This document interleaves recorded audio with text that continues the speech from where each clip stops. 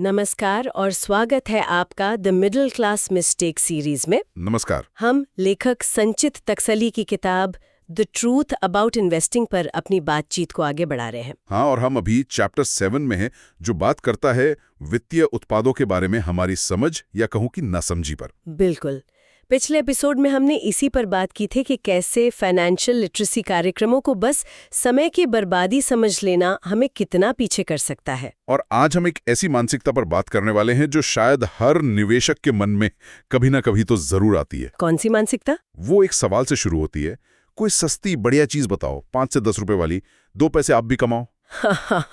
बिल्कुल, ये लाइन तो बहुत ही जानी पहचानी है और इसी से जुड़ा है हमारा आज का मिथ 60। हाँ, ये उस सोच के बारे में है जहां निवेशक कीमत और क्वालिटी के बीच में बुरी तरह से उलझ जाता है। लेखक भी तो यही कहते हैं कि सीखने से लेके कमाने तक हर चीज की एक कीमत होती है। बिल्कुल। पर अगर हम सिर्फ सस्तेपन के पीछे भागते रहें तो अच्छे मौके हाथ से निकल जाते हैं। तो आज इसी जाल को समझने की कोशिश करते हैं। देखते हैं कि क्यों सिर्फ सस्ता देखकर शेयर खरीदना निवेश की दुनिया की सबसे बड़ी गलतियों में से एक हो सकता है। चलिए शुरू करते हैं। अच्छा, तो इस गुत्थी को थोड़ा और खोलते हैं। मान लीजिए एक आम निवेशक है जिसके पास निवेश के लिए शायद 10,000 रुपए हैं। ठीक है। वो बाजार को देखता है, एक शेयर है 5 रुपए का और दूसरा है 500 रुपए का। उसका दिमाग तुरंत हिसाब लगाता है। मैं 5 रुपए वाले 2,000 शेयर खरीद सकता हूँ, लेकिन 500 रुपए वाले सिर्फ 20। एग्जैक्टली। और यहीं से वो जाल बुनना शुरू होता है ना? मिथक जन्म लेता है।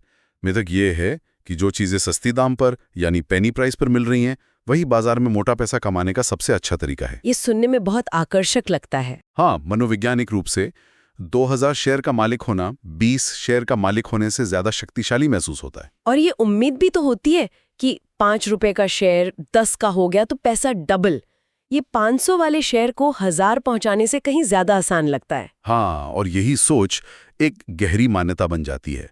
निवेशकों को लगने लगता है कि कोई भी शेयर जो 5 या 10 रुपए से कम का है या फिर अपनी फेस वैल्यू से भी नीचे है, उसमें मल्टी बैगर बनने की जबरदस्त संभावना है। सही कहा। उन्हें लगता है कि ये छोटी कंपनियां 1000 या 4000 वाले महंगे स्टॉक्स के मुकाबले बहुत तेजी से पलटवार करेंगी, मतलब टर्न अराउंड फास्ट। लेकिन एक मिनट, यहाँ मैं थोड़ा सा रुकना चाहूंगी। क्या ये सोच पूरी तरह से गलत है? हमने तो राकेश झुनझुनवाला जैसे बड़े निवेशकों की कहानियां भी सुनी है। उन्होंने टाइटन जैसी कंपनी का शेयर बहुत कम दाम पर खरीदा था और वो तो कमाल का मल्टी बैगर बना। बहुत जरूरी सवाल है ये। तो कभी कभी तो सस्ते शेयर सच में हीरा निकलते हैं ना? देखिए, इसका जवाब है हाँ, ऐसा होता है, लेकिन ये हजारों में से एक बार होता है। अच्छा। राकेश झुनझुनवाला ने जब टाइटन खरीदा तो उन्होंने सिर्फ कीमत नहीं देखी थी, उन्होंने उस बिजनेस को, उसकी ग्रोथ को, मैनेजमेंट को, हर चीज को परखा था। वो एक कैलकुलेटेड रिस्क था जो जबरदस्त रिसर्च पर आधारित था। समझी। आम निवेशक जो गलती करता है वो ये है कि वो सिर्फ कीमत देखकर बिना किसी रिसर्च के ये मान लेता है कि हर सस्ता शेयर टाइटन बन सकता है। मतलब हम एक अपवाद को नियम मानकर चल पड़ते हैं। हाँ। और यहीं से असल गलती शुरू होती है। बिल्कुल। लेखक के अनुसार सबसे बड़ी गलती यही है कि हम कंपनियों को सिर्फ उनके शेयर के दाम के आधार पर अच्छा या बुरा मान लेते हैं। और इस गलती के परिणाम वो काफी खतरनाक हो सकते हैं। बहुत खतरनाक। स्रोत में लेखक ने 3 मुख्य परिणामों की बात की है। पहला और सबसे आम यह है कि पेनी स्टॉक्स को महंगे शेयरों की तुलना में बहुत आसानी से मैनिपुलेट किया जा सकता है। मैनिपुलेशन, ये शब्द हम बहुत सुनते हैं। ये असल में होता कैसे है? कोई इसे कैसे कर सकता है? इसे पंप एंड डंप स्कीम से समझिए। सोचिए, कुछ ऑपरेटर्स मिलकर किसी 5 रुपए वाले शेयर के लाखों करोड़ों शेयर चुपचाप खरीद लेते हैं। क्योंकि वो सस्ता है तो कम पैसे में बहुत बड़ी क्वांटिटी आ जाती है। बिल्कुल। इसके बाद वो झूठी खबरें और अफवाहें फैलाना शुरू करते हैं सोशल मीडिया पर, मैसेजिंग ग्रुप्स में। जैसे इस कंपनी को अमेरिका से बहुत बड़ा ऑर्डर मिला है या कोई बड़ी कंपनी से खरीदने वाली है। मतलब एक तरह का माहौल बनाते हैं। अच्छा। इन अफवाहों को देखकर छोटे निवेशक, जिन्हें लगता है कि वो कोई बड़ी खबर पकड़ रहे हैं, वो शेयर को खरीदना शुरू कर देते हैं। और डिमांड बढ़ने से कीमत ऊपर जाने लगती है। हाँ, कीमत 5 रुपए से बढ़कर 6, फिर 8, फिर 10 रुपए हो जाती है। और जैसे ही कीमत एक अच्छे स्तर पर पहुंचती है, वो शुरुआती ऑपरेटर्स अपने सारे शेयर बेचकर निकल जाते हैं। इसे कहते हैं डंप। और बेचारे छोटे निवेशक? वो फंस जाते हैं, क्योंकि जैसे ही ऑपरेटर्स बिकवाली करते हैं, शेयर की कीमत धड़ाम से वापस 5 रुपए या उससे भी नीचे आ जाती है। तो ये तो बहुत ही डरावना है। ये था पहला परिणाम। दूसरा क्या है? दूसरा परिणाम ये है कि निवेशक अक्सर कचरा स्टॉक यानी गार्बेज स्टॉक्स खरीद लेते हैं, जो अगले 3 से 5 साल तक कोई प्रदर्शन ही नहीं करते। वो बस पड़े रहते हैं। एक मिनट, लेकिन शेयर सस्ता होता ही क्यों है? क्या इसका मतलब हमेशा यही है कि कंपनी कचरा है? ये एक और बेहतरीन सवाल है। अक्सर, पर हमेशा नहीं। एक शेयर सस्ता इसलिए होता है क्योंकि बाजार को, यानी बाकी सभी निवेशकों को, उस कंपनी के भविष्य पे भरोसा नहीं होता। अच्छा। हो सकता है कंपनी पे बहुत ज्यादा कर्ज हो, उसका बनाया हुआ प्रोडक्ट अब कोई खरीद नहीं रहा, या मैनेजमेंट पे धोखाधड़ी का कोई आरोप हो। तो वो जो 5 रुपए की कम कीमत है, वो असल में डिस्काउंट नहीं है? वो एक चेतावनी है, एक रेड फ्लैग है। बाजार कह रहा है इस कंपनी में कुछ गड़बड़ है। अगर हेरफेर की वजह से शेयर चल भी गया, तो भी निवेशक फंस जाता है। ये कैसे होता है? ये मानवीय लालच और आशा का खेल है। मान लीजिए किसी ने 5 रुपए का शेयर खरीदा और मैनिपुलेशन से वो 15 रुपए का हो गया। अब उसे बेचना चाहिए, लेकिन उसके मन में लालच आ जाता है। हाँ, वो सोचता है अरे ये तो हीरा निकल रहा है, ये 50 रुपए तक जाएगा। वो उसे पकड़कर बैठ जाता है। और फिर जब ऑपरेटर्स डंप करते हैं और शेयर वापस 7-8 रुपए पर आता है, तो वो उम्मीद में बैठा रहता है कि ये वापस ऊपर जाएगा, और धीरे धीरे वो शेयर वापस 5 रुपए या उससे भी नीचे चला जाता है। तो वो एक अच्छे खासे मुनाफे को एक बड़े नुकसान में बदल देता है। बिल्कुल।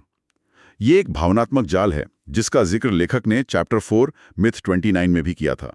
ये एक पैटर्न है जहां उम्मीद और लालच मिलकर निवेशक को फंसा देते हैं। ठीक है, तो ये साफ है कि सिर्फ कीमत देखकर निवेश करना एक जाल है।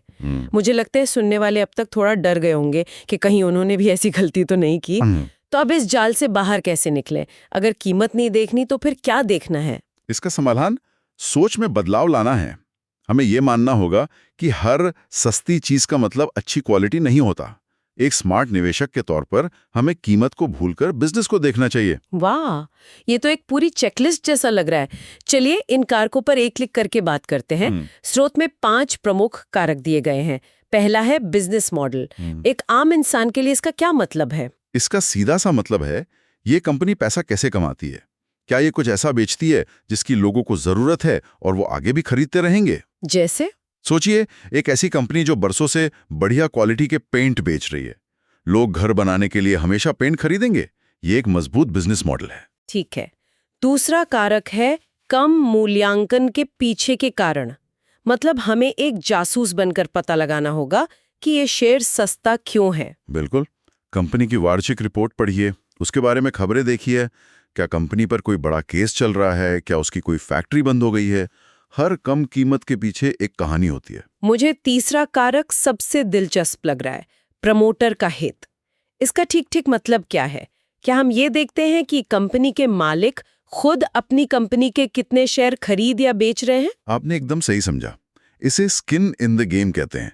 सोचिए, अगर किसी कंपनी का मालिक, जिसे कंपनी की अंदरूनी हालत सबसे अच्छे से पता है, वो खुद अपने ही शेयर बेच रहा है, तो ये एक बहुत बड़ा रेड फ्लैग है। एग्जैक्टली। वो क्यों बेचेगा? अगर उसे कंपनी के भविष्य पर भरोसा है। इसके उलट अगर प्रमोटर बाजार से अपनी ही कंपनी के और शेयर खरीद रहा है, तो ये एक बहुत मजबूत संकेत है। ये तो बहुत ही प्रैक्टिकल तरीका है जांचने का। चौथा कारक है वित्तीय पारदर्शिता। ये थोड़ा तकनीकी लगता है। इसे भी सरल बना सकते हैं। क्या कंपनी अपने नतीजे समय पर घोषित करती है? क्या उसकी रिपोर्ट समझने में आसान है, या वो चीजें छुपाती है? जो कंपनी चीजें छुपाती है, उससे दूर रहना ही बेहतर है। और पांचवा और आखिरी कारक, शेयर धारकों के लिए संचार का प्रवाह। मतलब क्या कंपनी अपने निवेशकों से, जो उसके मालिक हैं, उनसे बात करती है? हाँ, क्या कंपनी नियमित रूप से इन्वेस्टर कॉल्स करती है?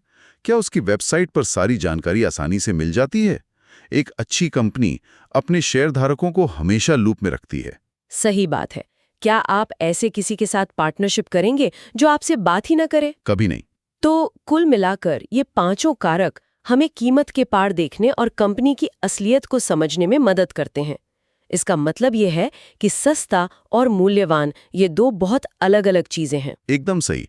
और निवेश करते समय हमें सस्तेपन के पीछे नहीं, बल्कि असली मूल्य के पीछे भागना चाहिए। आज की चर्चा से ये तो पूरी तरह साफ है कि सिर्फ कम कीमत का टैग देखकर निवेश करना हमें एक बड़े वित्तीय गड्ढे में गिरा सकता है। बिल्कुल, ये एक ऐसा लालच है जिससे बचना बहुत जरूरी है। अगले एपिसोड में हम चैप्टर 7 के तहत मिथ 16(1) पर चर्चा करेंगे। और मिथक है, आर यू एन इन्वेस्टर और गैम्बलर? डियर मास्क, ट्रेडिंग करने में पैसा है। यानी क्या आप एक निवेशक है या जुआरी? और क्या सच में ट्रेडिंग करने में पैसा है? हम ये जानने की कोशिश करेंगे कि क्या तेजी से मुनाफा कमाने की चाहत में हम अपनी पहचान एक निवेशक से बदलकर एक ट्रेडर या जुआरी की बना लेते हैं। निवेश और जुए के बीच की वो महीन रेखा आखिर है कहाँ? इन सवालों के जवाब जानने के लिए अगला एपिसोड जरूर सुनिए। वित्तीय साक्षरता की इस यात्रा में हमारे साथ बने रहने के लिए धन्यवाद। हाँ, और the middle class mistake series सुनते रहिए। और जाते जाते एक विचार, इस कम कीमत के जरिए बाजार मुझे कौन सा भयानक राज बताने की कोशिश कर रहा है। जय गुरुदेव। जय गुरुदेव।